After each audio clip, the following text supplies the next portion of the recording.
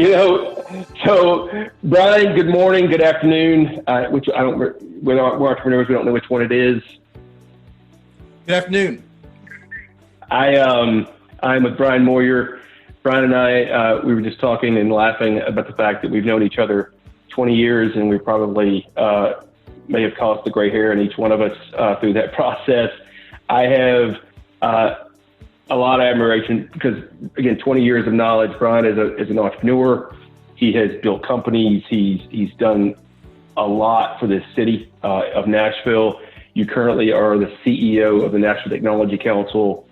2020 being a year that we haven't experienced before. You were sitting at the helm of a nonprofit.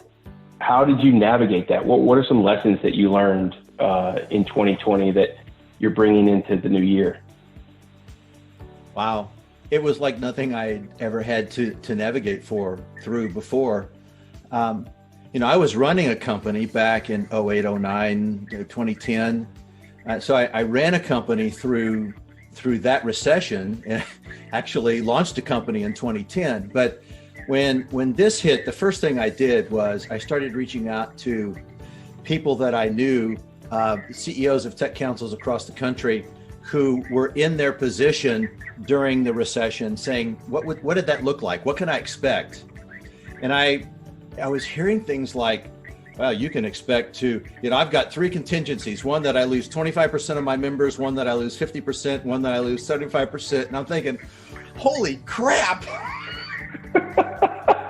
So God.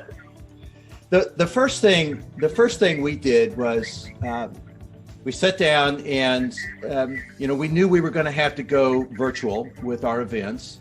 We didn't exactly know what that meant, but we knew it was going to impact our revenue. But we also knew that the expenses would be less because we would not have the venues that we'd be paying for. So we kind of refactored the budget around that, and the bottom line, the net, didn't change a lot, but the revenue line came down. And then we brought down some of our projections as far as membership, because we just didn't know what to expect. But all in all, I think we reduced our revenue projections by about 20%. And I took that to the board in April, and I said, here's a revised budget, because I'm very goal oriented and I like to win. I like to exceed expectations. I said, I don't want to be coming back to you every single month saying we didn't hit our numbers because. And so we presented that. We presented a revised budget, and my board meeting's tomorrow. I feel like this won't get posted until after that. So I can tell you that we actually came in break even. Essentially, we came in with a break even budget last year. Awesome. And I've talked to a variety of my counterparts across the country and other nonprofits here in town, and I'm proud of that. And of course, that's not just me. That's our entire team that really came together. I mean, we ended up exceeding our membership numbers, and that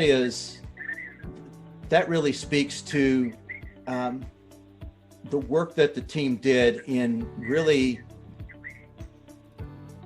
articulating the value that we were bringing to the community and to our member companies that they felt they needed to continue to support. So I got to be honest, the first month, and it started with the tornadoes, and we immediately, when the tornadoes hit, I started getting phone calls and member companies saying that they wanted to help out in any way that they could. And so we pulled them together. We put a site up on our website, a page on our website where you could donate various things.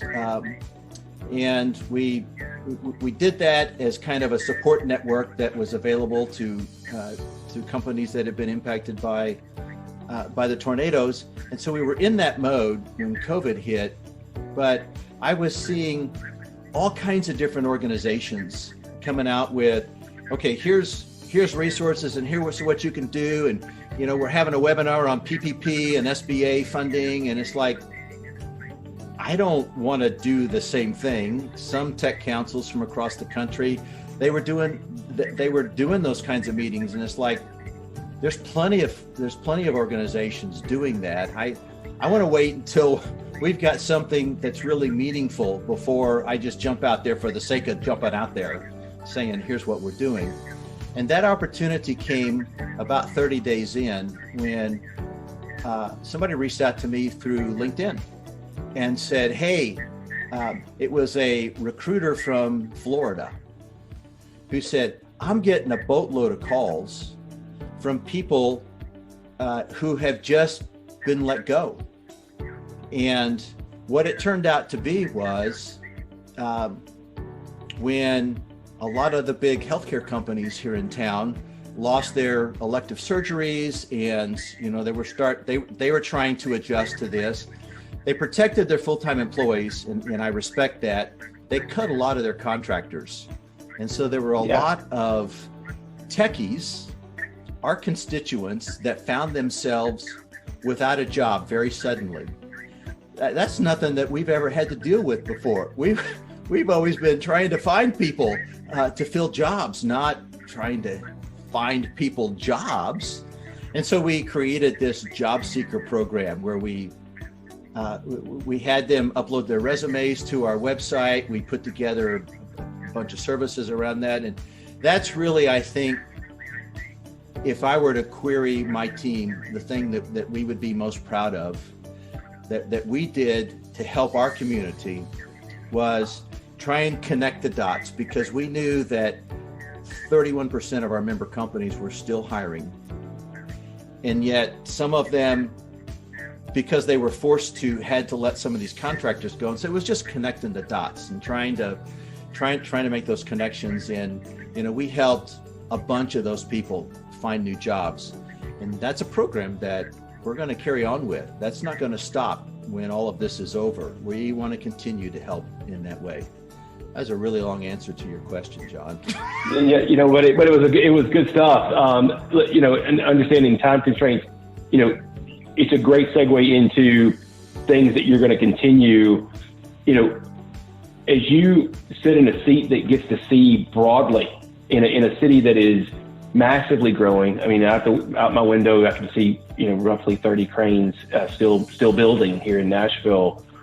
What's kind of briefly, what are you looking at 2020, right? What are some of your thoughts on where we'll be this time next year? So I have remained throughout this, and I continue to remain very bullish on Nashville. There's no reason to think, my goodness, when you think this time last year, the momentum that we had in this city, and particularly around the tech sector, it was so incredibly exciting and energizing. There's no reason to think that that's not coming back. And I already see it coming back. We actually brought in 68 new member companies last year. I was amazed at the number of companies that started during COVID. I love that entrepreneurial spirit that exists here in our city, and so I remain very optimistic about what the future holds, particularly from the tech sector.